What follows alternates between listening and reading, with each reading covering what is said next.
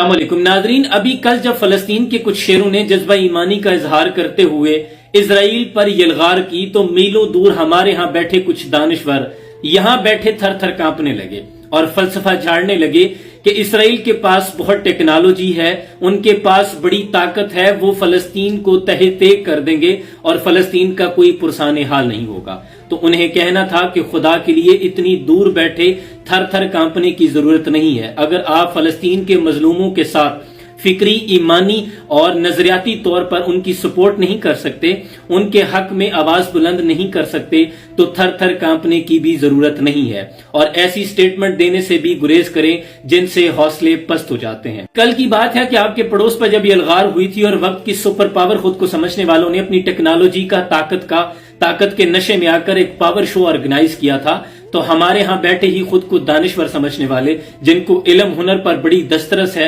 वो फलसफा झाड़ने लगे थे, तज्जिए और तबसरे करने लगे थे। देखें जी, मुफाहमत और मसलिहत ये कहती है, सामने बड़ी टेक्नोलॉजी है, बड़ी ताकत है, आदाद शुमार का चर्चा करने लगे थे। लेकिन फिर अहले ईमान ने वहां बता दिया कि अगर हो इब्राहिम का ईमान पैदा तो आग कर सकती है अंदाजे गुलिस्तान पैदा।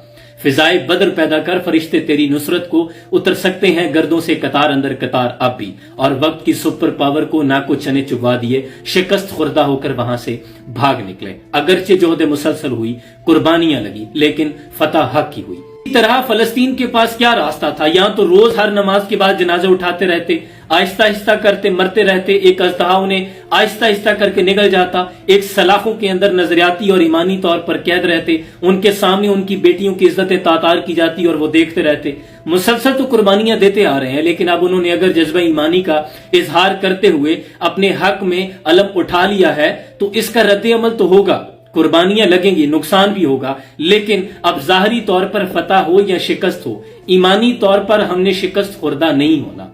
इसलिए उनकी अगर आप इखलाकी तौर पर, ईमानी तौर पर, नजरियाती तौर पर सपोर्ट नहीं कर सकते, तो खुदा के लिए उनके हौसले पस्त करने वाली स्टेटमेंट देने से भी गुरेज कीजिए। दुनिया पहले ही टेक्नोलॉजीज, ताकत, fact and figures, ground realities और इस तरह की मशीनरी और जिनके पास ताकत है, आदादो शुमार है, उनकी गुलाम उनके सामने सारे खम तस्लीम नजर आते हैं।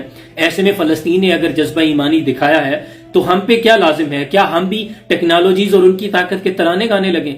क्या हम भी रहमान का लश्कर छोड़कर शैतान के कैंप में जा घुसे? नहीं, हमने उनकी ईमानी, जज्बाती और फिक्री, नजरियाती तौर पर उनकी सपोर्ट करनी है, क्योंकि ईमान वालों के लिए हुक्म है कि अगर तुम जुल्म को हाथ से नहीं रोक सकते तो जुबान से रोको, जुबान से नहीं रोक सकते तो दिल में बुरा समझो, गो कि ये ईमान का आखिरी दर्जा है। लिहाजा इस तरह की स्टेटमेंट देने से गुरेज करें और उनके लिए दुआए खैर करते रहें और बोलते रहें, लिखते रहें जितना आप लिख सकते हैं।